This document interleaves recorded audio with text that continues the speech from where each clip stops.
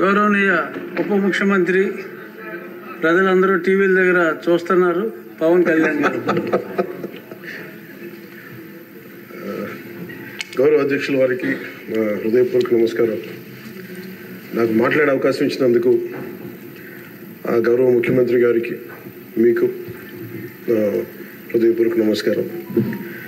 నా గవర్నర్ గారి ప్రసంగానికి మనస్ఫూర్తిగా పార్టీ తరఫు నుంచి నా తరఫు నుంచి మనస్ఫూర్తిగా దానికి మద్దతు తెలుపుతూ ధన్యవాదాలు తెలియజేసుకున్నాను అధ్యక్ష. ఇక్కడున్న ఎక్కువ మంది చాలా సీనియర్ నాయకులు, మోస్ట్ ఆఫ్ దెమ్. నాకు ఇలాంటి సెషన్స్ ఎలా ఉంటాయో నాకు తెలియదు. ఫస్ట్ టైం నేను అంటే గొడవ ఎలా ఉంటుంది అసెంబ్లీలో నాకు తెలియదు. నాకు చాలా ఆశ్చర్యం కలిగింది ఏంటంటే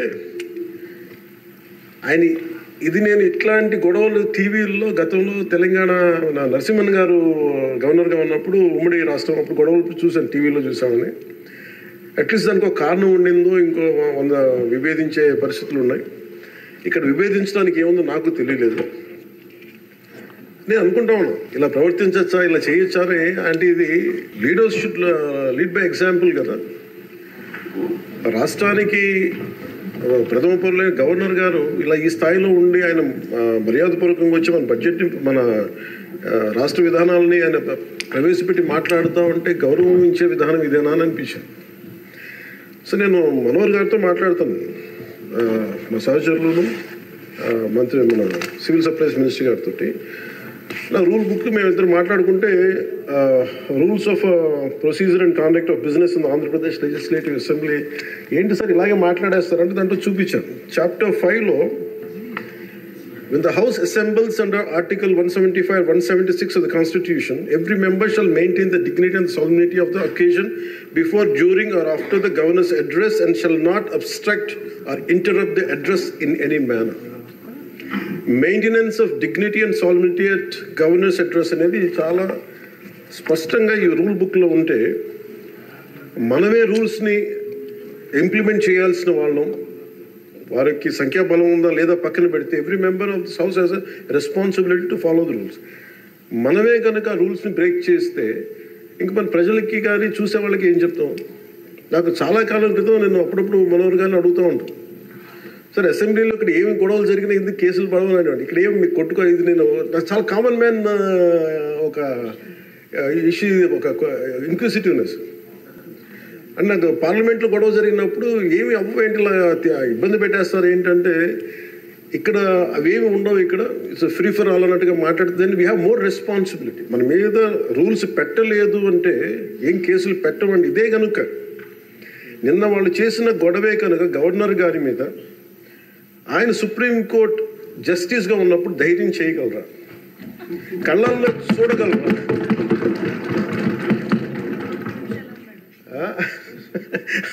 నాకు అదే అనిపించింది. అంటే గౌరవించాల్సింది పోయి ఈ విధానం ఏంటనిపించింది. నిన్న టీవీ వాళ్ళని అడిగారు, మీరు వీళ్ళ వైసీపీ నాయకులు ఇలా మాట్లాడారు కదా, మీ ఇదేంటి అని. YCP synonym for ruckus. అంటే గొడవకు కానీ బూతులు కానీ వాళ్ళు పర్యాయ పదం అయిపోయారు. అంటే నిన్న చూసిన గొడవ జరిగిన తర్వాత నాకు నిజంగా అనిపించింది, గౌరవ ముఖ్యమంత్రి గారు అన్ని సంవత్సరాలు వాళ్ళు ఎలాగా వాళ్ళ తట్టుగా నిలబడ్డారో ఆయనకి హ్యాట్స్ ఆఫ్ తెలియజేస్తారు. అది ఎంత గట్స్ ఉండాలి, ఎంత దమ్ము ఉండాలి, ఎంత ధైర్యం ఉండాలి. అలాగే నాకు నిన్న గొడవలు జరుగుతుంటే నాకు అనిపించింది, నాకు ఇవే గుర్తొచ్చినాయి అధ్యక్ష. వాళ్ళు ఎప్పుడైతే పేపర్లు విసిరేసి అక్కడ దాకా వచ్చారో నాకు గుర్తొచ్చింది వివేకానంద రెడ్డి గారి హత్య గుర్తొచ్చింది. అంటే వాళ్ళ విధ్వంస విధానం చూశారు. అలాగే ప్రజావేదికని కూల్చిన విధానాన్ని గుర్తొచ్చింది అధ్యక్ష. 200 పైచిలకు ఆలయాలని విధ్వంసం గుర్తొచ్చింది అధ్యక్ష. డాక్టర్ సుధాకర్ గారు చనిపోయిన విధానం గుర్తొచ్చింది అధ్యక్ష. జంగారెడ్డి కల్తీ సారాలో చనిపోయిన చావులు గుర్తొచ్చినాయి అధ్యక్ష. సుప్రీంకోర్టు జడ్జిలతో లెటర్ రాసిన విధానం గుర్తొచ్చింది అధ్యక్ష. వాళ్ళు చేసిన గొడవకి మన హైకోర్టు, ఆంధ్రప్రదేశ్ హైకోర్టు జడ్జెస్ని సోషల్ మీడియాలో బూతులు తిట్టిన విధానం గుర్తొచ్చింది అధ్యక్ష. సోషల్ మీడియా అబ్యూస్ గుర్తొచ్చింది అధ్యక్ష. పత్రికాధిపతులపై దాడులు గుర్తొచ్చినాయి అధ్యక్ష. రివర్స్ టెండరింగ్ గుర్తొచ్చింది అధ్యక్ష, పాలసీ టెర్రరిజం గుర్తొచ్చింది అధ్యక్ష, స్వయాన మీ మీద జరిగిన టార్చరు, దాడులు, ఇబ్బంది పెట్టిన విధానం గుర్తొచ్చింది అధ్యక్ష, మన అడవుల విధ్వంసం గుర్తొచ్చింది అధ్యక్ష, చంద్రబాబు గారిని 53 రోజులు జైల్లో పెట్టి ఇబ్బంది పెట్టిన విధానం గుర్తొచ్చింది అధ్యక్ష, అమరావతి రైతుల్ని దారుణంగా రక్తాలు వచ్చేలా కొట్టి కేసులు పెట్టింది గుర్తొచ్చింది అధ్యక్ష, తిరుపతి కల్తీ లడ్డులు గుర్తొచ్చినాయి అధ్యక్ష, అబ్యూజ్ ఆన్ విమెన్ గుర్తొచ్చింది అధ్యక్ష. మన కళ్ళ ముందు వీళ్ళు విధ్వంసం తెలియజేస్తూ ఉన్నారు. వీళ్ళు ఈ స్థాయిలో ఇక్కడ ప్రవర్తిస్తే దానికి సంబంధించి బయట ఇట్లాంటి గొడవలు జరుగుతాయి అధ్యక్ష. ఇది మారాలి అని చెప్పి మనం మాట్లాడితే ప్రజలు మనకి ఈ రోజున ఇంత అత్యధిక బలంతో మనల్ని ఇక్కడ నుంచోబెట్టారు అధ్యక్ష, ఇక్కడ కూర్చోబెట్టారు మనందరినీ. దీనికి గౌరవ ముఖ్యమంత్రి గారు ప్రదేశాలు చెప్తా ఉంటారు. అలాగే ఇది మినిమం గవర్నమెంట్, ఇది మన నరేంద్ర మోదీ గారు చెప్తారు, గౌరవ ప్రధానమంత్రి, minimum government and maximum governance అని. దాంట్లో భాగంగానే చాలా గ్రేట్ అడ్మినిస్ట్రేటివ్ రిఫార్మ్స్ పట్టుకొచ్చారు. ఈ రోజున వాట్సాప్ గవర్నెన్స్ కూడా ముందుకు తీసుకెళ్ళడానికి ఆయన అనుభవం. అంటే మేము ఈ ప్రభుత్వం చేస్తున్నది అధ్యక్ష, ఎక్కడా కూడా ప్రభుత్వం ప్రజలకి సామరస్యపూర్వకంగా ఉండాలి, ఎక్కువ సానుకూలంగా ఉండాలి, ఎక్కువ బాధ్యతలు పెట్టాలి, ఎక్కువ బరువు పెట్టకూడదనే విధంగా గౌరవ ముఖ్యమంత్రి గారి ఆధ్వర్యంలో నడుస్తూ ఉంది ప్రభుత్వం. మేమందరం ఆయనకి సహాయ సహకారాలు అందిస్తా ఉన్నాం అధ్యక్ష. Governor his excellency Abdul Nazeer గారికి రాష్ట్ర ప్రభుత్వ అధిపతిగా గవర్నర్ హోదాలో శాసనసభను ఉద్దేశించి రాష్ట్ర అభివృద్ధి భవిష్యత్ నమూనాను దిశానిర్దేశం చేసినందుకు వారికి నా హృదయపూర్వక కృతజ్ఞతలు. అలాంటి ఉన్నతమైన వ్యక్తి ఇస్తున్న సందేశాన్ని చూసి వైసీపీ వాళ్ళు బాయ్కాట్ చేయడం చాలా దురదృష్టకరం. ఇలాంటి ఆయన చూస్తా ఉన్నాను అధ్యక్ష, ఇట్లాంటి ఇబ్బంది పెట్టే సమయంలో కూడా ఆయనకు ఆరోగ్యం కూడా సరిగ్గా లేదు, జ్వరం వచ్చిన సమయంలో కూడా ఆయన ఎంత ఇబ్బంది పెడుతుంటే ఆయన చాలా సక్సెస్ఫుల్గా ఆయనకి ఇచ్చినందుకు మనస్ఫూర్తిగా వారికి నా ధన్యవాదాలు, నా కృతజ్ఞతలు తెలియజేస్తాను.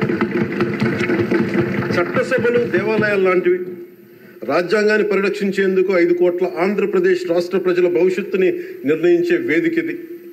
అలాంటి సభను హుందాగా నడిపించాలని కూటమి ప్రభుత్వం అధికారులకు వచ్చిన రోజు నుంచి తరచుగా చెప్తూ గౌరవ ముఖ్యమంత్రి గారు పదే మా అందరికీ దిశానిర్దేశం చేస్తూ ఉంటారు. గతంలో కూడా మొదటి రోజు కూడా వారికి ఎట్లా రావాలి పెడితే లేదు మనం ఇబ్బంది పెట్టొద్దు, వాళ్ళకి 11 సీట్లు వచ్చినా కానీ పాపం వారికి ఇవ్వాల్సిన గౌరవం వాళ్ళకి ఇద్దామని చెప్పి ఏ రోజు కూడా ఇబ్బంది పెట్టి గబుక్కుని ఒక మాట అంటుంటే గౌరవ సభ్యులు కొంతమంది ఇక్కడి నుంచి అలా చెయ్యొద్దు, అలా మాట్లాడకండి అని అందరినీ చాలా సున్నితంగా మందలించారు ఆయన.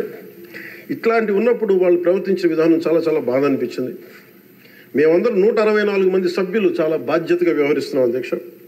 భవిష్యత్తులో కూడా రాజ్యాంగ పరిరక్షణ, రాష్ట్ర ప్రజల సంక్షేమం, రాష్ట్ర సమగ్ర అభివృద్ధి జయంగా వ్యవహరిస్తామని సందర్భంగా గవర్నర్ గారికి శాసనసభ వేదికగా తెలియజేస్తాం. నిన్న సభలో గందరగోళం సృష్టించి సభ నుండి వెళ్ళిపోయిన 11 మంది ఎమ్మెల్యేల పార్టీకి సంబంధించిన ఎమ్మెల్సీ ప్రవర్తనని ఖండిస్తూ ఇందులో ఆ తప్పు లేనప్పటికీ కూడా గవర్నర్ గారికి ప్రభుత్వం తరఫున క్షమాపణ తెలియజేస్తాను అధ్యక్ష. గౌరవ శాసనసభ స్పీకర్ శ్రీ అయ్యన్న పాత్రుడి గారికి, సభలో ఆసీనులై ఉన్న గౌరవ ముఖ్యమంత్రి శ్రీ నారా చంద్రబాబు నాయుడు గారికి, మంత్రివర్యులకు, శాసనసభ్యులకు, శాసనమండలి సభ్యులకు, అలాగే సభ నుంచి వెళ్ళిపోయిన వైసీపీ సభ్యులకు కూడా నా హృదయపూర్వక నమస్కారం.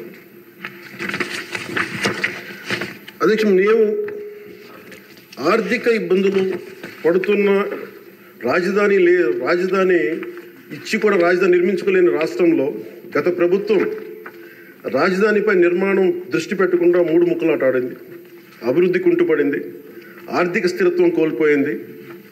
ఈ కారణంగా పెట్టుబడులు మందగించాయి, అధికార దుర్వినియోగం, క్షీణించిన శాంతి భద్రతలు, మౌలిక సదుపాయాలు, కల్పనా వైఫల్యం కారణంగా రాష్ట్రం తీవ్ర సంక్షోభంలో వెళ్ళిపోయింది. ఇలాంటి సమయంలో గౌరవ ముఖ్యమంత్రి శ్రీ నారా చంద్రబాబు గారి నాయకత్వంలో ఆయన ఈ సవాళ్ళను అధిగమిస్తూ ప్రభుత్వాన్ని స్థాపించాం. ఇప్పుడు ఆర్థిక, సామాజిక, సాంస్కృతిక, విద్య, ఆరోగ్య, పర్యావరణ మరియు మౌలిక సదుపాయాల అభివృద్ధి లక్ష్యంగా ప్రాంతాల వారి సమగ్రమైన అభివృద్ధి ప్రణాళికతో ముందుకు వెళ్తున్నాం. ఎన్నికల ముందు పరిస్థితులు చూసాం. సాంత్వన, ఓదార్పు కావాల్సిన రాష్ట్రానికి ఈ రోజున వాళ్ళు బాధ్యత రాహిత్యం మనకి చూసాం. గత కొంతకాలంగా రాష్ట్రం ఆర్థిక సుస్థిరత కోల్పోయిన దరిమిలా తిరిగి నారా చంద్రబాబు గారి నాయకత్వంలో పునర్జీవం వైపు అడుగులు వేస్తున్న కీలక సమయం అది. అదేవిధంగా ప్రభుత్వంలో పారదర్శకత, జవాబుదారీతనం తీసుకురావాలనే ఉద్దేశంతో పంచాయతీరాజ్ శాఖలో అవినీతికి ఎటువంటి తావు లేకుండా ఉద్యోగుల బదిలీల కార్యక్రమం చేపట్టడం జరిగింది అధ్యక్ష. గ్రామ పంచాయతీలో ఘనంగా జాతీయ వేడుకలు జరుపుకోవాలనే ఉద్దేశంతో గణతంత్ర దినోత్సవ వేడుకలను ఖర్చులను పెంచి పంచాయతీలకు అందించడం జరిగింది. ప్రభుత్వం అధికారంలోకి వచ్చిన వెంటనే ఒకే రోజు 13,326 గ్రామ సభలు నిర్వహించి ప్రపంచ రికార్డు సాధించామన్న ఈరోజు తీసుకున్న నిర్ణయాలను చిత్తశుద్ధితో అమలు చేసేందుకు పల్లె పండుగ పేరుతో కార్యక్రమం రూపొందించి 3 నెలల కాలంలో సంక్రాంతి పండుగ నాటికి రాష్ట్ర వ్యాప్తంగా ప్రతి గ్రామంలో రోడ్లు నిర్మించే చర్యలు తీసుకున్నాం అధ్యక్ష. కేంద్ర ప్రభుత్వం గ్రామీణ అభివృద్ధి శాఖ ఆధ్వర్యంలో ప్రతిష్టాత్మకంగా నిర్వహించే మహాత్మా గాంధీ జాతీయ ఉపాధి హామీ పథకం ద్వారా విడుదలవుతున్న నిధులను పూర్తి స్థాయిలో సద్వినియోగం చేసుకుంటూ అభివృద్ధి కార్యక్రమాలకి వినియోగం చేస్తూ కేంద్ర ప్రభుత్వం చేత ప్రశంసలు అందుకుంటున్న విషయాన్ని సందర్భంగా మీకు తెలియజేస్తాం అధ్యక్ష. దాదాపు 4,500 కోట్ల వ్యయంతో 30,000 అభివృద్ధి కార్యక్రమాలను ప్రారంభించి రాష్ట్ర వ్యాప్తంగా 4,300 కిలోమీటర్ల సీసీ రోడ్లు నిర్మాణం చేపట్టడం జరిగింది అధ్యక్ష. గత ప్రభుత్వం 5 ఏళ్ల హయాంలో 1,800 కిలోమీటర్ల సీసీ రోడ్లు నిర్మాణం చేస్తే కేవలం 6 నెలల కాలంలో గౌరవ ముఖ్యమంత్రి శ్రీ నారా చంద్రబాబు గారి నాయకత్వంలో కూటమి ప్రభుత్వం 4,300 కిలోమీటర్ల నిర్మాణం చేపట్టింది. ఇప్పటికీ 3,000 కిలోమీటర్లు పూర్తి కాగా ఇంకో 1,300 కిలోమీటర్ల రోడ్ల నిర్మాణం ముగింపు దశకి చేరుకున్నాయి అధ్యక్ష. ఇవే కాకుండా పాడి రైతుల ఆదాయాన్ని పెంచేలా, పాడి పశువులకి రక్షణ కల్పించే ఉద్దేశంతో రాష్ట్ర వ్యాప్తంగా 22,500 గోకులాలని నిర్మాణం చేపట్టడం జరిగింది అధ్యక్ష. గత ప్రభుత్వం 5 ఏళ్ల కాలంలో కేవలం 268 మినీ గోకులాలు మాత్రమే నిర్మించింది అధ్యక్ష. వాళ్ళు 5 సంవత్సరాల కాలంలో వాళ్ళు నిర్మించింది 268 మినీ గోకులాలు అధ్యక్ష. ఎన్డీఏ ప్రభుత్వం నారా చంద్రబాబు గారి నాయకత్వం వచ్చింది 22,500 గోకులాలు మేము నిర్మాణం చేపట్టడం జరిగింది. అలాగే పంచాయతీరాజ్ శాఖ నుంచి ప్రత్యేకించి గత ప్రభుత్వం ప్రతి శాఖలో కూడా అవినీతిని నిధుల మళ్లింపు, దుబారా ఖర్చులు, నిర్లక్ష్య ధోరణి, భవిష్యత్ అవసరాలపై దృష్టి పెట్టకపోవడం వంటి కారణాలతో రాష్ట్ర భవిష్యత్తు వెనక్కి వెళ్ళింది అధ్యక్ష. దాని మీద గవర్నర్ గారి ప్రసంగం గ్రామీణాభివృద్ధి ప్రాముఖ్యత గురించి చాలా బలంగా నొక్కి చెప్పారు. రాష్ట్ర అభివృద్ధి గ్రామాలే బలమైన పునాదికి ఈ ప్రభుత్వం నమ్మి ఆచరించి చూపిస్తుంది. గ్రామ సభల నిర్వహణ, ఉపాధి హామీ పనులు, గ్రామీణ మౌలిక వనరుల అభివృద్ధి, తాగునీటి సరఫరా, పారిశుద్ధ్య సౌకర్యాల ఒక ఉద్యమంగా పల్లి పండుగను ముందుకు తీసుకెళ్తున్నాం అధ్యక్ష. ఈ ప్రయత్నాల ద్వారా విజన్ 2047కి అనుగుణంగా మన రాష్ట్రంలోనే దేశంలోనే నెంబర్ 1 లక్ష్యంగా నిలబెట్టాలని మనస్ఫూర్తిగా మేమందరం కృషి చేస్తున్నాం అధ్యక్ష. అదేవిధంగా రాష్ట్రంలో ప్రతి ఇంటికి స్వచ్ఛమైన తాగునీరు అందించేందుకు, ప్రతి ఇంటికి పంప్ కనెక్షన్, నీటి కనెక్షన్ ఇవ్వాలనే ఉద్దేశంతో కేంద్ర జలశక్తి సహకారంతో ఆధ్వర్యంలో చేపట్టిన జల్ జీవన్ మిషన్ గత ప్రభుత్వం నిర్వీర్యం చేశారు. దాన్ని ఎక్కడ పైప్ లైన్లు వేస్తున్నాం, ఎందుకు వేస్తున్నాం కూడా తెలియకుండా నీటి వనరులు లేని చోట పైప్ లైన్లు వేశారు. అలా నిధులను చాలా దుర్వినియోగం జరిగింది. ఇప్పుడు దాన్ని ముందుకు తీసుకెళ్తున్నాం అధ్యక్ష. అలాగే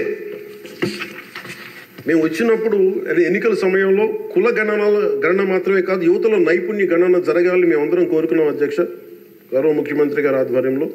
దాని ప్రకారమే విద్యాశాఖ మంత్రి, హెచ్ఆర్డి మినిస్టర్ శ్రీ గౌరవ మంత్రివర్యులు శ్రీ నారా లోకేష్ గారి ఆధ్వర్యంలో ఈ రోజున ఇక్కడ మనకి మంగళగిరిలో దాన్ని పైలట్ ప్రాజెక్టుగా ఈ స్కిల్ డెవలప్మెంట్కి సంబంధించిన సెన్సస్ జరుగుతూ ఉంది అధ్యక్ష. మనస్ఫూర్తిగా వారికి నా ధన్యవాదాలు కృతజ్ఞతలు తెలియజేస్తాను అధ్యక్ష. అలాగే ఆయన నాయకత్వంలో బీసీల నియామకం 10 మెరిట్ ఓరియంటెడ్, బీసీలని కాదు అన్ని కులాలకి న్యాయం జరిగేలాగా దాదాపు 10 మంది మెరిట్ ఓరియంటెడ్ బీసీలు నియమించిన మనస్ఫూర్తిగా వారికి నా అభినందనలు తెలియజేస్తాను అధ్యక్ష. అదేవిధంగా సామాన్యులకి వైద్య ఖర్చులు భారం కాకూడదనే ఉద్దేశంతో ఎన్నికలు ఇచ్చిన హామీ ప్రకారం 25 లక్షలు, 2.5 లక్షల నుంచి 25 లక్షల ఆరోగ్య బీమా అందించే లక్ష్యంతో ప్రణాళిక సిద్ధం చేస్తున్నందుకు మనస్ఫూర్తిగా ముఖ్యమంత్రి గారికి ధన్యవాదాలు తెలియజేస్తున్నాను. ఇందులో భాగంగా గత ప్రభుత్వం 1,000 రూపాయల పెన్షన్ పెంచడానికి 5 ఏళ్ల సమయం తీసుకుంటే కూటమి ప్రభుత్వం అధికారంలో వచ్చిన నెల రోజుల్లోనే గౌరవ ముఖ్యమంత్రి శ్రీ నారా చంద్రబాబు నాయుడు గారి నాయకత్వంలో 1,000 రూపాయల పెన్షన్ పెంచి ప్రభుత్వ యంత్రాంగంలోని 1వ తేదీనే పెన్షన్ల పంపిణీ కార్యక్రమాన్ని చాలా దిగ్విజయంగా పూర్తి చేయగలుగుతుంది. అలాగే ఆడబిడ్డలకు ఇచ్చిన మాట నిలబెట్టుకుంటూ సంవత్సరానికి 3 ఉచిత గ్యాస్ సిలిండర్లని అందజేస్తున్నాం అధ్యక్ష. అలాగే భారత సంస్కృతి మూలం వసుదైక కుటుంబం. ప్రకృతితో మనుషులతో పాటు సకల చరాచర జీవజాలం చెట్లు పరిరక్షించుకోవాలనే లక్ష్యంతో అటవీ పర్యావరణ శాఖ దృఢ సంకల్పంతో పనిచేస్తున్న అధ్యక్ష. రాష్ట్రంలో పచ్చదనాన్ని 50% పెంచే ఉద్దేశంతో రాష్ట్ర వ్యాప్తంగా సుదీర్ఘకాలం జీవించే దేశీయ మొక్కల్ని పెంపకం చేపట్టడం జరిగింది. అలాగే ప్రత్యేక దృష్టి మనకి మన్యం, పార్వతీపురం, చిత్తూరు జిల్లాలో కూడా అటవీ ఏనుగుల నుండి రైతులు తరచుగా ఎదుర్కొంటున్న సమస్యలను పరిష్కరించేందుకు కర్ణాటక రాష్ట్ర ప్రభుత్వంతో కూడా forest minister Karnataka forest minister Eshwar Khandre గారికి కూడా నేను వెళ్ళి కలవడం జరిగింది అధ్యక్ష. వారికి మనకు సంబంధించి ఇక్కడ టీం చేయడానికి అక్కడ కుంకి ఏనుగుల్ని మనకి తీసుకొచ్చేందుకు మనం చర్యలు తీసుకుంటా ఉన్నాం అధ్యక్ష. ఈరోజు నిన్న రాత్రి ముఖ్యంగా చిత్తూరు మన అన్నమయ్య జిల్లాలో జరిగింది. చాలా బాధ కలిగిన తర్వాత 3 చనిపోయారు. దీనికి ప్రత్యేకంగా ఇప్పుడే సమీక్ష నిర్వహించి వస్తున్నాను అధ్యక్ష. ఇది మీ ద్వారా ప్రజలందరికీ కూడా తెలియజేయాలనుకుంటుంది ఏంటంటే, కొన్ని ప్రత్యేకమైన ఈ దేవాలయాలు కానీ కొన్ని అటవీ దాని కింద ఉన్నాయి అటవీ భూభాగంలో.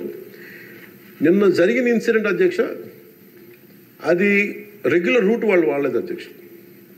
ముఖ్యంగా ఫారెస్ట్ డిపార్ట్మెంట్ చెప్పింది ఏంటంటే, మీరు షార్ట్ కట్ కోసం ఎక్కడైతే ఏనుగులు ఉంటాయో అటు సైడ్ వెళ్ళారు అధ్యక్ష. ఆ వెళ్ళిన వ్యక్తి కూడా గతంలో అతని మీద రెడ్ శాండర్స్ స్మగ్లింగ్ చేసే వ్యక్తి, అతను నాకు తెలిసి ఈ రూట్ అని చెప్పి దాదాపు 30 మందిని తీసుకెళ్ళండి అధ్యక్ష. అందుకని చిన్న ఏనుగు ఉంటే ఒక గున్న ఏనుగు లాంటిది, దాన్ని అది చూసి దాన్ని పంపించేయడానికి అరిస్తే మిగతా పెద్ద ఏనుగు వచ్చి దాడి చేసిన అధ్యక్ష. అందుకు ప్రత్యేకించి ఈ ఏనుగులు సంచరించే ప్రాంతాల నుండి ప్రజలందరికీ కూడా మీ ద్వారా నేను తెలియజేస్తుంది, మీరు ప్రిస్క్రైబ్డ్ రూట్స్లోనే మీరు దయచేసి ఫారెస్ట్ ఎవరైతే నిర్దేశించిన రహదారులోనే వెళ్ళండి మీరు అని చెప్పి మీరు దయచేసి మీ ఉద్దేశం తెలియజేస్తాం. లేదంటే అవి వాటి ఉంటున్న ఏరియాలోకి మన ప్రాంతాల్లోకి వెళ్ళి మనం ఆపదను కొని తెచ్చుకుంటామని మీకు తెలియజేస్తూ వాళ్ళకి ప్రజలు కూడా దీన్ని తెలుసుకోవాలని మీ ద్వారా తెలియజేస్తాను అధ్యక్ష. ప్రభుత్వం వచ్చిన వెంటనే గత ప్రభుత్వం అటవీ శాఖ మంత్రిగా పనిచేసిన వాళ్ళు కూడా 77 ఎకరాలు అధ్యక్ష, 77 ఎకరాల అటవీ భూమిని వాళ్ళు అన్యాక్రాంతం జరిగింది అధ్యక్ష. గౌరవ ముఖ్యమంత్రి నారా చంద్రబాబు గారి నాయకత్వంలో తిరిగి 77 ఎకరాలు మనం సీజ్ చేయడం జరిగింది అధ్యక్ష. తిరిగి దాని తగ్గ శిక్షలు పడేలాగా చర్యలు తీసుకుంటాం అధ్యక్ష. గత ప్రభుత్వం తరచుగా ఎర్రచందనం స్మగ్లింగ్ గురించి వింటూ ఉండేవాళ్ళం. విదేశాల్లో ఎన్నోసార్లు మన రాష్ట్ర సంపద నుంచి ఎర్రచందనం పట్టుబడింది. ఉదాహరణకి మీకు ఒక సంఘటన చెప్తాను అధ్యక్ష. ఎంత నెగ్లిజెంట్గా ఉన్నారంటే, నేను కుంకి ఏనుగుల గురించి కర్ణాటకకి వెళ్ళాను అధ్యక్ష. వెళ్తే అక్కడ కర్ణాటక ఫారెస్ట్ డిపార్ట్మెంట్ వాళ్ళు చెప్తుంది ఏంటంటే, వాళ్ళకి థ్యాంక్ యూ చెప్తున్నారు. థ్యాంక్ యూ అని మాకు మీ వల్ల 165 కోట్ల ఆదాయం వచ్చిందని చెప్తున్నారు మీ ఆంధ్రప్రదేశ్ వల్ల. నాకు అర్థం కాలేదు ఏంటి సార్ అంటే, మనకి పచ్చని మన ఎర్రచందనం చెట్లు కొట్టేసి కర్ణాటకకి వెళ్ళిపోయినాయి. అక్కడ కర్ణాటక ఫారెస్ట్ డిపార్ట్మెంట్ వాళ్ళు పట్టుకొని దాన్ని వాళ్ళు స్వాధీనం చేసుకొని 2 విడతలుగా ఒకసారి 100 కోట్లు ఇంకోసారి 25 కోట్లు మన ఎర్రచందనాన్ని స్వాధీనం చేసుకొని వాళ్ళు ట్రెజరీలోకి జమ అయింది అధ్యక్ష. మన ఫారెస్ట్ డిపార్ట్మెంట్ అధికారులు కూడా తెలియదు అధ్యక్ష. ఇంకా ఆయన అటవీ శాఖ మంత్రి గురించి చెప్పకలే, 77 ఎకరాలు స్వాధీనం చేసుకున్నారు కాబట్టి అనేకనంతం జరిగిపోయింది, ఆయన పట్టించుకునే మైండ్లో లేదండి. అంటే ఇంత అడ్డగోలు దోపిడీ జరిగింది అధ్యక్ష. మన ఫారెస్ట్ డిపార్ట్మెంట్ కూడా నేను అడిగే వరకు నేను వెళ్ళి ఆ రోజు రివ్యూ చేయకుండా ఉండుంటే, ఆ రోజు వెళ్లకుండా కనుక ఉండుంటే ఈ విషయం ఇప్పటికి బయటకు వచ్చినది కాదు అధ్యక్ష. ఇలాంటి ఎన్ని జరిగినాయో కూడా దీని మీద గౌరవ ముఖ్యమంత్రి గారు ప్రత్యేకించి, ఇది లా అండ్ ఆర్డర్ సంబంధించిన విషయం కూడా కాబట్టి మీరు ప్రత్యేక దృష్టి పెట్టాలి ఫారెస్ట్ డిపార్ట్మెంట్ అనేది కూడా నేను మీ దృష్టికి తీసుకొస్తాను గౌరవ స్పీకర్ వారితో. అలాగే వన్యప్రాణుల సంరక్షణ, వాటి ఆక్రమణ వేటను నిషేధించేందుకు అటవీ శాఖ చాలా కఠినంగా వ్యవహరిస్తుంది అధ్యక్ష.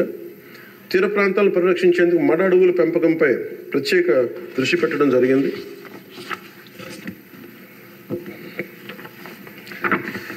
గౌరవ ముఖ్యమంత్రి గారికి దాదాపు ఒక 2 నెలల క్రితం వారి దృష్టికి వెళ్ళిన అధ్యక్ష, వారి దృష్టికి కొన్ని విషయాలు తీసుకొచ్చాను. గత 5 సంవత్సరాల కాలంలో చాలా ముఖ్యంగా మీకు తెలుసు ఉత్తరాంధ్ర ప్రాంతంలో గిరిజన ప్రాంతాల్లో అసలు డోలీల ద్వారా పేషెంట్స్ని తీసుకొచ్చి అంబులెన్స్ వెళ్ళలేని గ్రామాలు ఉన్నాయి, రోడ్లు లేని గ్రామాలు ఉన్నాయి.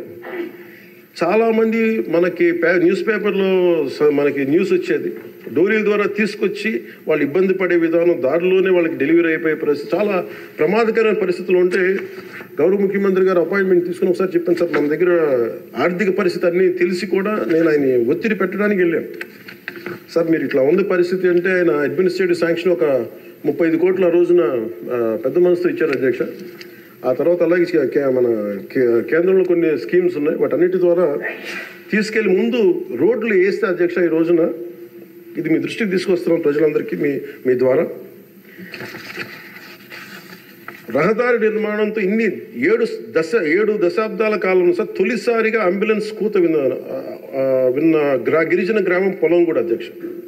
సకాలంలో అంబులెన్స్ రావడంతో నిమిషాల్లో ఆసుపత్రికి చేరుకొని ఆరోగ్యమైన మగబిడ్డకి జన్మనిచ్చింది ఒక గిరిజన మహిళ. గత ప్రభుత్వ హయాంలో గ్రామీణ అభివృద్ధి కోసం కేటాయించిన నిధులను దారి మళ్లించడం కారణంగా ప్రజల అభివృద్ధికి నోచుకోలేకపోయారు అధ్యక్ష.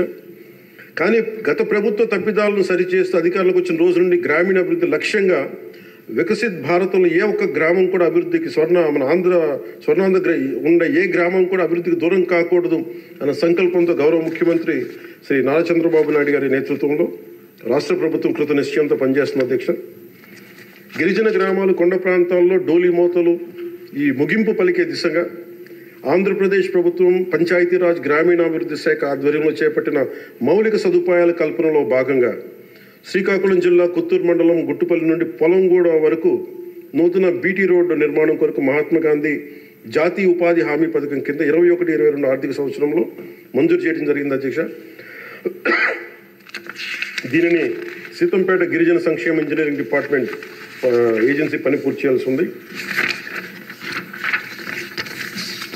నూతన ప్రభుత్వం ఏర్పడిన తర్వాత అధికార యంత్రాంగంతో సమీక్షలు నిర్వహించి ఏ రోడ్లు అయితే చేయలేదో కొన్ని రోడ్లని ప్రత్యేకించి ఒక రోడ్డుని ఎన్నుకొని ఈ రోడ్డు నిర్మాణం పూర్తి చేసేందుకు కావాల్సిన చర్యలు తీసుకోవడం జరిగింది అధ్యక్ష. 2024 డిసెంబర్ నెలలో 2.5 కిలోమీటర్ల బీటీ రోడ్డు నిర్మాణం మొదలుపెట్టి 2025 జనవరి నెలాఖరు నాటికి ఈ నిర్మాణం పూర్తి చేయడం జరిగింది అధ్యక్ష. ఇది వేరువేరు మండలాలు, జిల్లాలు కలిపేందుకు ఈ మార్గం ఉపయోగపడటం వల్ల పొలంగూడ నుండి సీతంపేటకు వచ్చేందుకు దాదాపు 25 కిలోమీటర్ల ప్రయాణ దూరం తగ్గింది అధ్యక్ష. రోడ్డు నిర్మాణ కారణంగా 23 ఫిబ్రవరి 2 రోజుల క్రితం 25 నాడు తొలిసారిగా ఇందాక మీకు చెప్పినట్టుగానే అంబులెన్స్ కూతురు గ్రామ ప్రజలు విన్నారు అధ్యక్ష. పురిటి నొప్పులతో బిడ్డకు జన్మనిచ్చేందుకు ఇబ్బంది పెడుతున్న శ్రీమతి సవర సబియాక అనే గిరిజన సోదరి గిరిజన సోదరి మహిళ ఈ నూతన రహదారి మీదుగా నిమిషాల వ్యవధిలో హిరమండలంలోని ప్రాథమిక ఆరోగ్య కేంద్రానికి తీసుకురావడం జరిగింది అధ్యక్ష. చాలా మగబిడ్డకి జన్మనిచ్చారు. ఈ రహదారి ఏర్పాటు ద్వారా 6 గిరిజన గ్రామాలకు సంబంధించిన 1260 మంది డోలీ మోతల కష్టాలని నారా చంద్రబాబు నాయుడు గారి నాయకత్వంలో ఈ రాష్ట్ర ప్రభుత్వం తీర్చింది అధ్యక్ష. ప్రత్యేకించి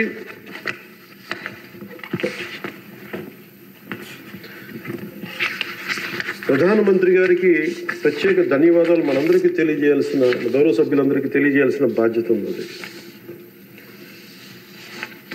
ఆంధ్రప్రదేశ్ గత వారి పాలనలో, వైసీపీ పాలనలో నలిగిపోతున్న దశలో ఏ ఒక్కరికి కూడా నేను ఎంత నిర్లక్ష్యంగా, ఎంత దుర్మార్గంగా ప్రవర్తించిన విధానం ఇక్కడే చట్టసభలో అలా ప్రవర్తిస్తున్న రియల్ లైఫ్లో మీకు వాస్తవానికి వాళ్ళు ఎలా చేశారో తెలుసు. ఇలాంటి పరిస్థితుల్లో ఇంకొకసారి వాళ్ళ ప్రభుత్వం వస్తే పరిస్థితులు ఏమవుతాయి? దాదాపు సుదీర్ఘ 4 దశాబ్దాల అనుభవం ఉన్న ఆయన్నే, గౌరవ ముఖ్యమంత్రి గారినే 53 రోజులు జైల్లో పెట్టి యువ నాయకులు, ఐటీ మంత్రివర్యులు వారు నారా లోకేష్ గారిని కూడా జైల్లో పెట్టడానికి ఇబ్బందులు పెట్టి ప్రయత్నాల్లో మనకి అచ్చెన్నాయుడు గారి, గౌరవ మంత్రి అచ్చెన్నాయుడు గారిని ఇబ్బంది పెట్టిన విధానం ఇక్కడ మొదటి మీరు వచ్చినప్పుడు ఎంతమంది ఇబ్బంది పడ్డారు అంటే మొత్తం దాదాపు 90% హౌస్ చేతులు ఎత్తారు అధ్యక్ష ఆ రోజున. అలాంటి పరిస్థితుల నుంచి నేను కోరుకుంది ఒకటే అధ్యక్ష, ఆ రోజున ఆంధ్రప్రదేశ్ 5 కోట్ల మంది ప్రజలకి మేము అండగా ఉండాలి, దానికి ఏమి చేయాలని చెప్పి ఎక్కడా కూడా ఓట్లు చీలకూడదని చెప్పిన తర్వాత చెప్పింటే నన్ను తిట్టు లేదు అధ్యక్ష, అందరూ తిట్టారు. కానీ ఈరోజు నాకు ఆనందం ఏముందంటే అధ్యక్ష, ఈ రోజున గౌరవ ప్రధానమంత్రి నరేంద్ర మోదీ గారి దృష్టికి తీసుకెళ్ళి కేంద్ర నాయకత్వానికి తీసుకెళ్ళి ఆ రోజున మాకు ఇది కావాలి, మీరు చేయాలి అని చాలా ఇంపాసిబుల్ టాస్క్లు అడిగాం అధ్యక్ష ఆ రోజున. ముఖ్యంగా విశాఖ స్టీల్ ప్లాంట్ అధ్యక్ష. విశాఖ స్టీల్ ప్లాంట్ అధ్యక్ష మీకు తెలిసిందే ఇది, కానీ ఒకసారి మన అందరం కూడా దీన్ని గుర్తు చేసుకోవాల్సిన అవసరం చాలా ఉంది అధ్యక్ష. ఇది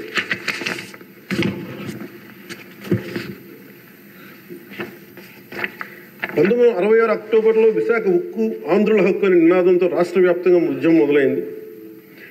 దాదాపు ఉద్యమంలోకి యువత విద్యార్థులు పూర్తి స్థాయిలో వచ్చారు.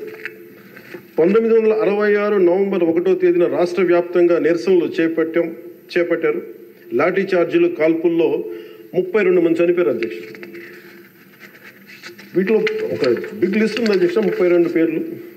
ఉదాహరణ కొన్ని పేర్లు చూస్తున్నా అధ్యక్ష. టి సన్యాసిరావు, అంజూరి అప్పారావు, తంగిళ్ళ సత్యం, పోలినేని ఏసయ్య, మస్తాన్, హబీబుల్లా రెహమాన్, బాలమురళీకృష్ణ, సాంబశివరావు, పరాంకుశ్ దాస్, తెలంగాణ జగిత్యాల నుంచి సాయిరెడ్డి, కాకినాడ నుంచి బాబురావు గారు కానీ, ఇలా పీలేరు, ఆదిలాబాద్, వరంగల్, పలాస, ఈ ఉమ్మడి రాష్ట్రం నుంచి ఇంతమంది చనిపోయారు అధ్యక్ష.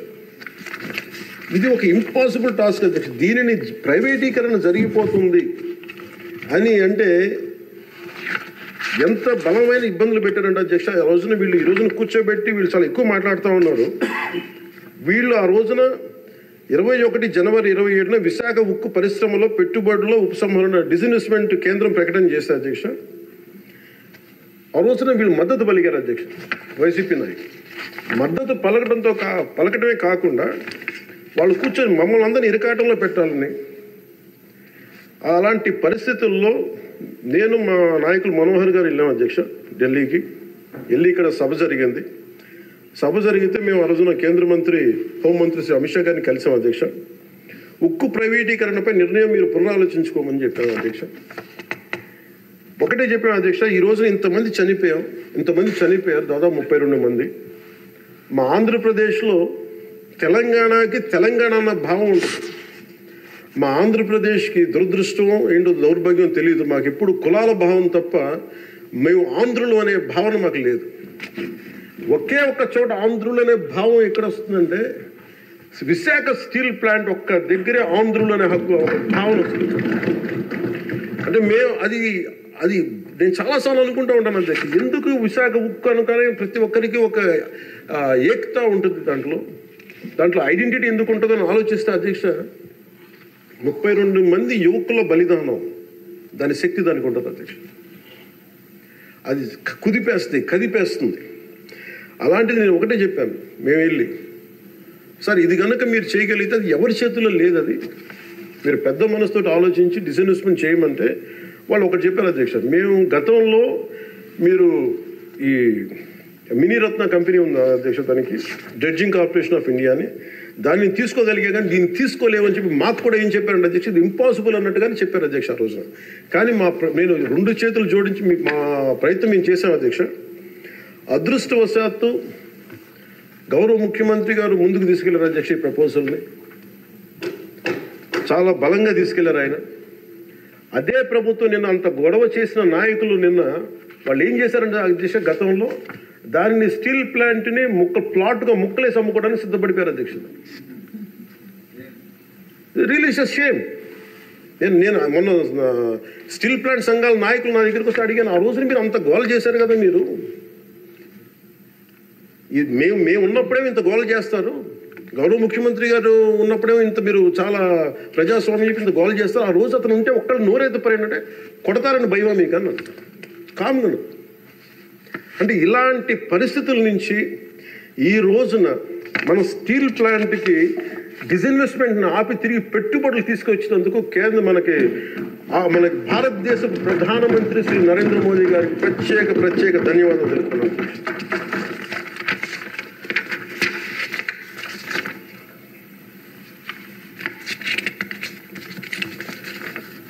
ఆ రోజు విశాఖ స్టీల్ ప్లాంట్ పరిరక్షణకి అఖిలపక్షం ఏర్పాటు చేయాలని మేము అడిగితే అధ్యక్ష, వాళ్ళకి గత ప్రభుత్వ నాయకుల్ని రాష్ట్ర ప్రభుత్వం స్టాండ్ ఏమిటో చెప్పాలంటారు, విశాఖ స్టీల్ ప్లాంట్ ప్రైవేటీకరణ జరగకుండా ఉంటే ఎలా ఆపుతారు చెప్పాలని, ఇలా కబుర్లు చెప్తే చూస్తూ ఊరుకోమని వాళ్ళకి మాట్లాడారు అధ్యక్ష. వైసీపీ నాయకులు కేంద్రం మా మాట వినదని చెప్పారు అధ్యక్ష. పదవులు కావాలి, బెయిల్ కావాలని అడిగితే స్టీల్ ప్లాంట్ ఎక్కడి నుంచి వస్తుంది అధ్యక్ష? కేంద్ర ప్రభుత్వం ప్రవేశపెట్టిన ప్రతి బిల్లుకి మద్దతు ఇస్తున్నప్పుడు స్టీల్ ప్లాంట్ కోసం ప్రత్యేకంగా గనులు ఎందుకు అడగలేదని వాళ్ళు నిలదీశారు అధ్యక్ష. రోజు నేను చెప్పాను మీకు ఒక కార్యాచరణ ప్రకటించండి. మాకు ఆ రోజున ఒక ఎమ్మెల్యే, ఆ ఎమ్మెల్యే కూడా మీరు తీసేసుకున్నారు. వైసీపీకి ఉన్నారు, మీకు టీడీపీకి ఉన్నారు. ఆ రోజు 175 మంది ఎమ్మెల్యేలు, 25 మంది ఎంపీలు. ఒక ఐక్య కార్యాచరణ ప్రకటించండి అంటే అండగా ఉంటామని చెప్తే కూడా వాళ్ళు కాపాడుకోలేపారు అధ్యక్ష. కానీ నారా చంద్రబాబు గారి నాయకత్వం మేము కాపాడుకున్నాం అధ్యక్ష. స్టీల్ మేము చాలా గర్వంగా చెప్పగలం, చాలా గర్వంగా చెప్పగలం అధ్యక్ష. అలాగే దీన్ని ప్రత్యేకించి అధ్యక్ష, ప్రధానమంత్రి గారికి మన సభ నుంచి అందేలాగా ఆంధ్రప్రదేశ్ మన అమరావతి మన క్యాపిటల్ దగ్గర నుంచి వెళ్ళేలాగా, అక్కడికి అందేలాగా వారికి నా కృతజ్ఞతలు తెలియజేస్తాను అధ్యక్ష. I take this opportunity to express my wholehearted gratitude to Honorable Prime Minister Sri Narendra Modi ji for his unwavering trust in the Andhra Pradesh government and for extending the immense support in every aspect of state development. मैं इस अवसर पर माननीय प्रधानमंत्री श्री नरेंद्र मोदी जी को आंध्र प्रदेश सरकार पर भरोसा दिखाने और विकास में सहयोग देने के लिए अपना आभार व्यक्त करता हूं. The Polavaram project, Adhyaksha, there are key things. One is Polavaram project. The central government stood by us. That is, number one is Polavaram project, the lifeline of Andhra Pradesh. The Polavaram project is crucial for irrigation, resolving the drinking water crisis across the state. Under the previous regime, the project faced severe neglect with less than 10% of the work completed, leading to unnecessary cost escalations and delays due to reverse tendering. After forming the new government, Honorable CM Sri Nara Chandrababu Naidu Garu reassessed the project status and sought central support. The central government, under the leadership of Sri Narendra Modi ji, responded immediately, approving 12,157 crore for 24-25 and 5,936 crore for 25-26, ensuring rapid progress towards completion. The second one is Jal Jeevan Mission, Adhyaksha, safe drinking water for every household. The mission aims to provide 55 liters of safe drinking water per person daily through tap connections across 95.44 lakh households in Andhra Pradesh. The previous government failed to achieve even 1% progress in 5 years. The central government has sanctioned 27,000 crore for phase 1, boosting implementation efforts. The Andhra Pradesh government also has requested 54,000 crore for phase 2 and successfully advocated for an extension of the mission till 2028. And we acknowledge and we thank Honorable Prime Minister Sri Narendra Modi. Another major development projects worth 2.8 lakh crores. On June 7th, from Visakhapatnam, Honorable PM Sri Narendra Modi ji inaugurated and announced 2,08,548 crore worth of development projects, including a Visakha railway zone, for strengthening and connectivity and boosting regional transportation, green hydrogen hub and bulk drug park, positioning Andhra Pradesh as an industrial core leader, Chris City in Krishnapatnam industrial area, Tirupati district, enhancing economic opportunities, various national highway and railway projects improving infrastructure and connectivity, Urvakal industrial corridor driving employment generation in Rayalaseema region and reducing migration.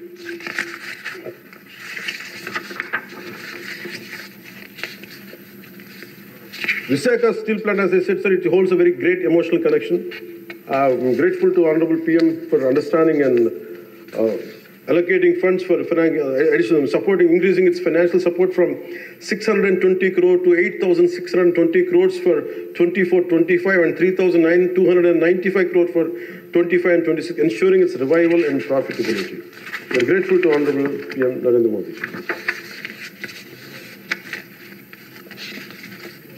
The central government has actively promoted regional heritage through Man Ki Baat and pilgrimage rejuvenation and spiritual heritage augmentation drive initiative, which is called, in short, the acronym is PRASAD initiatives. Andhra Pradesh Wooden Toys Tableau won a national award at the Republic Parade, bringing national recognition to our Andhra Pradesh craftsmanship. commitment towards Vikasit Bharat 2047 on behalf of 5 crore Andhra Pradesh people, we express gratitude to Honorable PM Sri Narendra Modi ji for his unwavering trust in our state government under the leadership of Sri Nara Chandrababu Naidu garu. Under his visionary leadership, Andhra Pradesh is committed to contributing towards a $2 trillion economy as a part of Vikasit Bharat 2047. We all will work relentlessly to achieve Swarnandhra 2047, ensuring a prosperous and a developed Andhra Pradesh.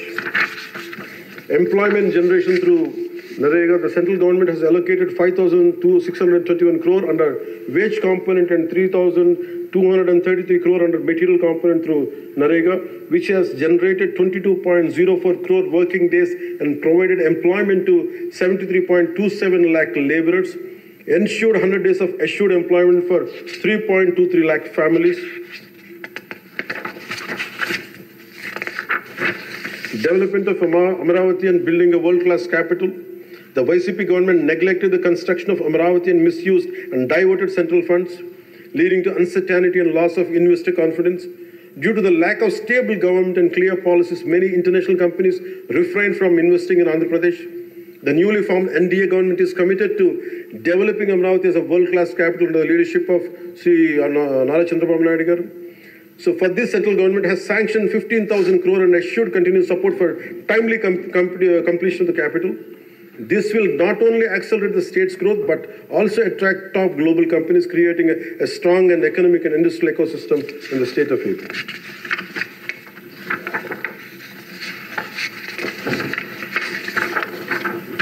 So once again, my sincere thanks to Honorable Sri PM Sri Narendra Modi ji and all esteemed central ministers for their support in transforming Andhra Pradesh into a growth powerhouse. एक बार फिर आंध्र प्रदेश को विकास महाशक्ति में बदलने में उनके समर्थन के लिए माननीय प्रधानमंत्री श्री नरेंद्र मोदी जी और सभी सम्मानित केंद्रीय मंत्रियों को मेरा हार्दिक धन्यवाद। ఈ మాటలు మీకు చెప్పి సెలవు తీసుకున్న అధ్యక్ష, ముఖ్యమంత్రి శ్రీ చంద్రబాబు నాయుడు గారి సలహాలు సూచనలతో మేమందరం ముందుకెళ్తున్నాం అధ్యక్ష. అదేవిధంగా ఎన్ని ఆర్థిక ఇబ్బందులు ఉన్నప్పటికీ ఎన్నికల్లో ఇచ్చిన హామీలని చిత్తశుద్ధిగా చేసేలాగా నిరూపించుకుని మనకు పూర్తి చేసేలాగా ఒక్కొక్క అడుగు వేస్తూ రాష్ట్ర ప్రభుత్వం పనిచేస్తూ ఉంది. ఈ 5 కాలం పాటు అభివృద్ధికి దూరమైన రాష్ట్రం ఎలాగైనా సరే గాడిలో పెట్టాలి, యువతకు ఉపాధి అవకాశాలు కల్పించాలి, ప్రజలకి కనీసం మౌలిక సదుపాయాలు కల్పించాలి, రైతు కన్నీరు పెట్టిన రాష్ట్రంగా ఆంధ్రప్రదేశ్ను తీర్చిదిద్దాలి, రాష్ట్రంలో శాంతి భద్రతలు పరిరక్షించాలి, 2047 నాటికి స్వర్ణాంధ్రప్రదేశ్ సాధించి వికసిత్ భారత్లో $2 ట్రిలియన్ ఎకానమీగా అవతరించి కీలక పాత్ర పోషించాలని ఆకాంక్షిస్తూ ఈ రాష్ట్రం అడుగులు వేస్తున్న అధ్యక్ష.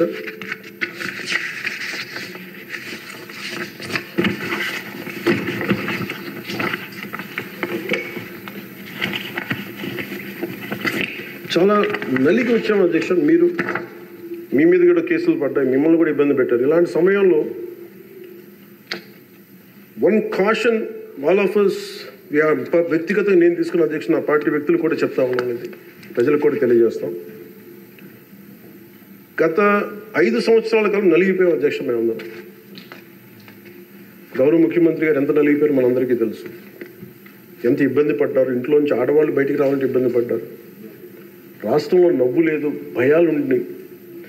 అలాంటి స్థాయి నుంచి మేమందరం కలిపి ప్రజల్లో విశ్వాసాన్ని చెరుకున్నాం అధ్యక్ష. వీళ్ళు నిలబడతారని ఒక మనందరం తీసుకోవాల్సిన మా అందరికీ కూడా నేను పదే నాకు చెప్పుకుంటాను అధ్యక్ష. అది సంకీర్ణ ప్రభుత్వాలు చాలా ఛాలెంజింగ్ అధ్యక్ష. ఒక పార్టీ అయితే ఇబ్బంది లేదు, కానీ మన అదృష్టమో ఏదో దురదృష్టమో తెలియదు, కానీ సంకీర్ణ ప్రభుత్వం వచ్చింది మనది. అది ఎటు తీసుకున్నా కానీ our commitment is for people అధ్యక్ష. ఎన్నిసార్లు కూడా చాలాసార్లు గౌరవ ముఖ్యమంత్రి గారికి నన్ను ఇబ్బంది పెట్టి చాలామంది చాలా రకాల వ్యాఖ్యలు చేసినప్పటికీ కూడా మేము ఎందుకు బలంగా కలిసి ఉంటాం అనడానికి ఇది వారి గురించో నా గురించో లేదా లోకేష్ గారి గురించి ఇంకెవరి గురించో కాదు, ఇది we have committed for people అధ్యక్ష. మేము ఆంధ్రప్రదేశ్ ప్రజల కోసం మేము నిలబడి ఉన్నాం అధ్యక్ష. ఇబ్బందిగా ఉంటాయి కొన్ని కానీ సంకీర్ణ ప్రభుత్వం కలిసి లేకపోతే మటుకు ప్రజలకి మేము ద్రోహం చేసిన అవుతాం అధ్యక్ష.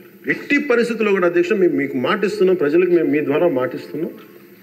మాలో ఎన్ని ఇబ్బందులు ఎన్ని ఇట్లాంటివి వచ్చినా ఎవరైనా మాట్లాడిన గౌరవ సభ్యులు ఎవరైనా మాట్లాడిన మేము ఇట్లా అధిగమించి ప్రజల్లో మన్నను చూరుకొని 15 సంవత్సరాలు ఖచ్చితంగా మా ఎన్డీఏ ప్రభుత్వం ఉంటుంది. ఎన్ని ఇబ్బందులు ఉన్నప్పటికీ కింద పడతాం, మీద పడతాం, అవి మా ఇంటి విషయాలు అధ్యక్ష, అవి మన ఇంటి విషయాలు, అవి మన ఎన్డీఏ కూటమి విషయాలు, మన కుటుంబ విషయాలు. కింద పడతాం, మీద పడతాం, ఒక మాట అనొచ్చు, ఇంకోటి అనొచ్చు, నాకు ఏం అభ్యంతరం. కానీ ఇంకొకసారి మటుకు గవర్నర్ గారికి గౌరవం ఇవ్వని వ్యక్తుల పార్టీ మటుకు ఈ సభలో అడుగు పెట్టకూడదు. వాళ్ళకి కూడా అధికారం రాదు. దీంట్లో మనం ప్రజాస్వామ్యం కేవలం ఎన్నికల విజయాలతో పరిపూర్ణం కాదు అధ్యక్ష. మంచి పరిపాలన అందించాలంటే జవాబుదారీతనంతో కూడిన చర్చలు అవసరం అధ్యక్ష. ప్రతిపక్షం అనేది లేదు. నేను చెప్పాను, మాకంటే ఒక సీట్ వచ్చినా మీరు ప్రతిపక్షంలో కూర్చున్నారు కానీ నేను సంతోషంగా ఉంటానంటే పాపం లేదు. మీ ప్రజలు మీకు ఇవ్వలేదు అవకాశం. లేదు, మాకు దామాషా పద్ధతి ప్రకారం పర్సంటేజ్ ప్రకారమే మాకు ఓట్లు మాకు ప్రతిపక్షం కావాలంటే they should go to Germany అధ్యక్ష. అక్కడ ప్రాసెస్ ఉంది, అక్కడ ఫెసిలిటీ ఉంది, అక్కడ సౌలభ్యం ఉంది. మీరందరూ తలా కాంట్రిబ్యూషన్ చేసుకుని సభ్యులందరూ వాళ్ళకి కూర్చొని ఫ్లైట్కి వెళ్ళేసి పంపిస్తాం అధ్యక్ష. అంటే ఇక్కడ మనకున్న, అంటే మనం సరదాగా మాట్లాడుకున్న మనకున్న బాధ్యత, మనమే అధికార పార్టీ, మనమే మన గౌరవ ముఖ్యమంత్రి గారు చెప్పారు అధ్యక్ష, మనమే ప్రతిపక్షంగా కూడా ప్రవర్తించాలని. అంటే నిర్మాణాత్మక ప్రతిపక్షంగా యాజ్ ఎ కాన్షియస్ కీపర్గా. సింగపూర్లో మనకు తెలిసి PIP, people's action party, which is initiated by great leader Lee Kuan Yew, స్వీయ నియంత్రణ కోసం వాళ్ళు అధికారంలో ఉండటం కారణంగా స్వీయ నియంత్రణ కోసం అధికార పార్టీలోని విభిన్నమైన అభిప్రాయాలతో కూడిన చర్చలు చేస్తారు అధ్యక్ష. భారతదేశ స్వాతంత్రం వచ్చాక పార్లమెంటు మొట్టమొదటి సమావేశ సందర్భం ప్రస్తుత సభకి ప్రజలు ఇచ్చిన తీర్పును ప్రతిబింబిస్తుంది. అప్పుడు ఇతర పార్టీ నుండి గెలిచిన అంబేద్కర్ గారిని న్యాయశాఖ మంత్రిగా నియమించారు. ప్రతిపక్ష జనసంఘ చెందిన శ్యాంప్రసాద్ ముఖర్జీ నెహ్రూ గారు మంత్రివర్గంలో చేర్చుకున్నారు. వారు బాబు రాజేంద్ర ప్రసాద్ గారిపై అనేక నిర్ణయాలపై విభేదించేవాళ్ళు. ఎమర్జెన్సీ తర్వాత వచ్చిన ప్రభుత్వంలో కాంగ్రెసేతర పక్షాలు వాజ్పేయి గారు కానీ, మొరార్జీ దేశాయ్ గారు కానీ, చరణ్ సింగ్ గారు విభిన్నమైన పక్షాలు భాగస్వామ్యమైనవి. నేటి ఆంధ్రప్రదేశ్ పరిస్థితి స్వాతంత్రం సిద్ధించిన తర్వాత లేక ఎమర్జెన్సీ తర్వాత దేశ పరిస్థితిని గుర్తు చేస్తున్న అధ్యక్ష. రెండో ప్రపంచ యుద్ధంలో కూడా బ్రిటన్కి జాతీయ ఐక్యత అవసరమైనందున లేబర్ పార్టీ నాయకుడు అట్లీ చర్చిల్ సంకీర్ణ మంత్రివర్గంలో మంత్రి అయ్యారు. మా పార్టీ, మా కూటమి పాత తరం విలువలతో కూడా రాజకీయం చేస్తాం అధ్యక్ష. అందుకు ఈ ఇబ్బందులు మేము నిలబడతాం. ఈ దేశ ఇలాంటి విపత్కర పరిస్థితుల్లో నేషనల్ రీకన్సిలియేషన్ క్యాబినెట్ అని అన్ని పక్షాలతో క్యాబినెట్ ఫామ్ చేస్తారు అధ్యక్ష. ఇప్పుడు మన రాష్ట్రంలో ఉన్నది స్టేట్ రీకన్సిలియేషన్ క్యాబినెట్ అని చెప్పొచ్చు అధ్యక్ష. ప్రతిపక్షంగా ఉండాల్సిన వాళ్ళు ముఖం చాటేస్తున్న ఈ సందర్భంలో అధికార పక్షం, ప్రతిపక్షం కూడా మేమే అధ్యక్ష. ఇది ఒక్కోసారి మాలో మేము ఉదాహరణకి టీటీడీలో ఒక తప్పు జరిగింది అధ్యక్ష. చిన్న పాలనా ఇష్యూ, అది కొన్ని ప్రాణాలు కోల్పోయాయి. ఆ రోజు నేను వాళ్ళందరికీ వెళ్ళి క్షమాపణ చెప్పాను అధ్యక్ష. దేనికంటే ఇది నాకు సంబంధం లేదు అని అనుకోవడం కాదు. మా సభ్యులు ఉన్న వాళ్ళు అక్కడ మన తిరుపతి ఎందుకు క్షమాపణ చెప్పానంటే అధ్యక్ష, బాధల్లో ఉన్న వాళ్ళకి, ప్రాణాలు కోల్పోయిన వాళ్ళకి మనం తగ్గి మీ బాధలు మనం తిరిగి ప్రాణాలు తీసుకురాలేము అధ్యక్ష. కానీ మేము ఉన్నాం మీ బాధలను పంచుకోవడానికి. ఏదో కొంత ఊరట చెప్పకపోతే అధ్యక్ష, అది మనందరం తప్పు చేసిన వాళ్ళు అవుతుంది అధ్యక్ష. మనం ఆ రోజున తప్పు చెప్పకుండా ఉండి, ఆ రోజు మనకి సారీ చెప్పకుండా కనుక ఉండుంటే అధ్యక్ష, వాళ్ళని బలం చేసిన వాళ్ళు అవుతాం, వాళ్ళు బలం పెంచిన వాళ్ళు అవుతాం అధ్యక్ష. ఎట్టి పరిస్థితుల్లో కూడా 11 సభ్యులుండి వాళ్ళు ఇంకా ఇంత గోల చేయగలుగుతున్నారంటే వాళ్ళకి ఒకటి పెరిగితే ఎంత గోల చేస్తారో మనం అందరం కూడా ఆలోచించాల్సిన అవసరం.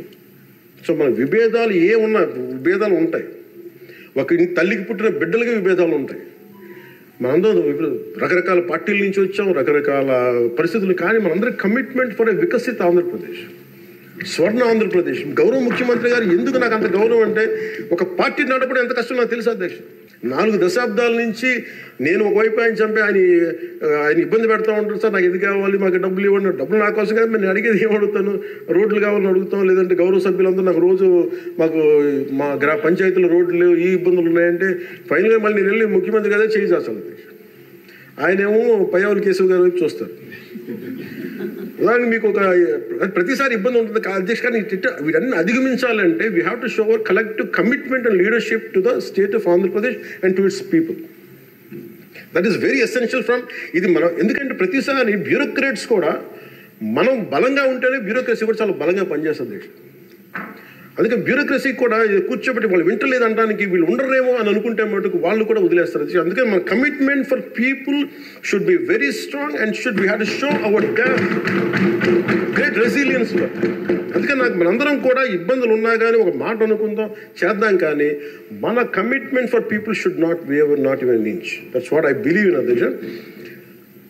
ఇది మీ దృష్టికి ఒకటే తీసుకొచ్చి ముగిస్తాను అధ్యక్ష. కంఠంలో ప్రాణం ఉన్నంత వరకు we will work for the state development, state prosperity for people of Andhra, and we die for the nation.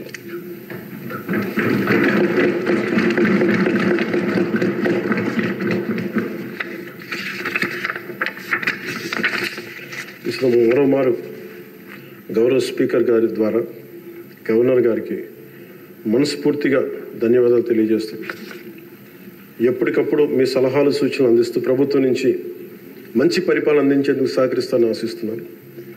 ముగింపు వాక్యాలుగా ప్రధాని శ్రీ నరేంద్ర మోదీ గారి మాటల్ని గుర్తు చేసుకుంటున్నాం. Good governance with good intentions is a hall mark of a government. Implementation with integrity is our core passion.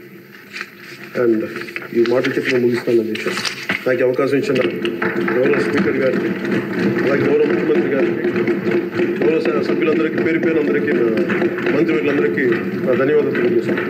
జై హింద్. గతంలో ఉమ్మడి రాష్ట్రంలో మీరు ముఖ్యమంత్రిగా ఉన్నప్పుడు నేను అటవీ శాఖ మంత్రిగా పనిచేసిన సంగతి మీకు గుర్తుంది. అప్పుడు మీరు ఒక కార్యక్రమం చేపట్టారు, అందరికీ సంతోషకర కార్యక్రమం అది గుర్తు చేయాలని మీ సమావేశం మీకు తెలియజేస్తున్నాను. ఆ రోజుల్లో మీరు గ్రీన్ కార్ప్స్ అని చెప్పి ఒక కార్యక్రమం పెట్టారు సార్. ఇప్పుడు పవన్ కళ్యాణ్ గారు ఆ శాఖలో మంత్రిగా ఉన్నారు, అటవీ శాఖ మంత్రిగా ఉన్నారు. అప్పుడు అటవీ శాఖ ద్వారా కార్యక్రమం చేసాం సార్. అప్పుడు ఉమ్మడి రాష్ట్రంలో సార్ ఉప ముఖ్యమంత్రి గారు 5 లక్షల మంది పిల్లలని సార్ తయారు చేశారు. హై స్కూల్స్ నుంచి జూనియర్ కాలేజ్ నుంచి. విద్యాశాఖ మంత్రి గారు కూడా ఇక్కడ ఉన్నారు సార్, మీరు కూడా వినాలి సార్. 5 లక్షల మంది కుర్రవాళ్ళని పిల్లలు తయారు చేసి గ్రీన్ కార్ప్ అని పేరు పెట్టాం సార్. ఆఫీసులో కూర్చొని ఒక పిలిపిస్తే 5 లక్షల మంది ఒకే రోజు 5 లక్షల మొక్కలు ప్లాంటేషన్ చేశారు సార్. అటువంటి కార్యక్రమం అనకూడదు, నోరు జరుగుతుంది నాకు.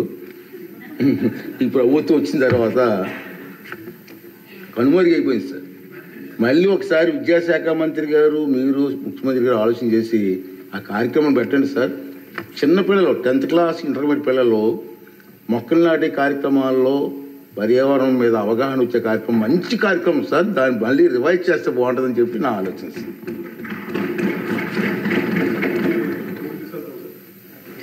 కాదు, ఏది అడిగినా డబ్బులతో ముడిపడదు సార్. నా భయం ఏంటంటే గతంలో ఒక సినిమా ఉంది సార్, జల్సా అని. దాంట్లో హీరో పాత్రధారి ఫ్రెండ్స్ ఎవరు వచ్చినా డబ్బులు అడిగితే ఆ వార్డ్రోబ్ ఉంది, ఆ వార్డ్రోబ్లో చొక్కా ఉంటుంది, ఆ చొక్కాలో డబ్బులు అడిగి తెచ్చుకోండి. సో ప్రతిసారి వెళ్ళను, ఒక్కో ఫ్రెండ్ అడిగితే డబ్బులు కట్టి అక్కడ తెచ్చుకోండి. ఒకసారి ఉంగరం తీసుకుంటూ ఉండరు. 3 సార్లు అయిపోయి 5వ సారి కూడా వచ్చిన తర్వాత అసలు ఎవరైతే చొక్కా పోయి అతను బయటకు వస్తాడు.